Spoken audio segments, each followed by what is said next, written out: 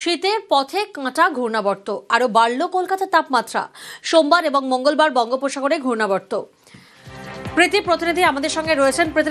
প্রীতি, একেবারে নভেম্বরের শেষে এসে দাঁড়িয়েছি আমরা, সেই জায়গা থেকে প্রত্যেকের মনে একটাই প্রশ্ন যে তাহলে লেপ, মাফলার, সোয়েটার বেরোবে কবে?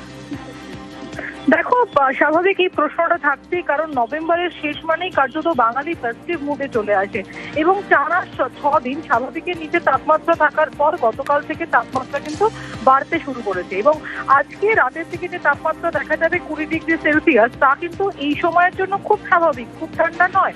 তবে এরই মধ্যে বিপদের মুখে, কারণ সোম মঙ্গলবার নাগাদ বঙ্গোপসাগরে নতুন সিস্টেম তৈরি হয়েছে এবং যার জেরে জলীয় বাষ্পের পরিমাণ বাড়বে।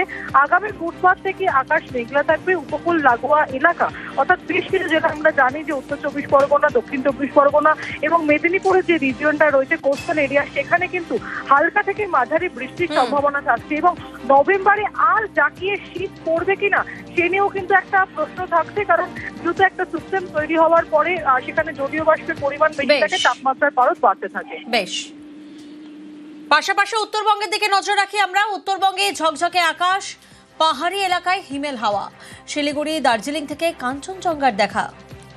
পার্থ আমাদের সঙ্গে রয়েছেন। পার্থ, একেবারে তাই। দেখো, গত কয়েকদিন ধরে কিন্তু উত্তরবঙ্গে আকাশ পরিষ্কার হয়েছে। আজও কিন্তু ঝাড় চকচকে গোটা উত্তরবঙ্গ, পাহাড় থেকে সমতল সর্বত্রই কিন্তু আকাশ পরিষ্কার রয়েছে।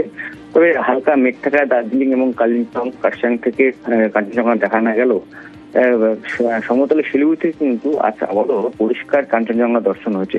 স্বাভাবিক যে সমস্ত পর্যটকরা পাহাড়ে বেড়াতে এসেছেন, যারা নেমেছেন এনজিপি স্টেশনে কেউ বা বাগড়া এয়ারপোর্ট, তারা কিন্তু নেমেই এই কাঞ্চন দর্শনে কিন্তু মুগ্ধ পর্যটকরা।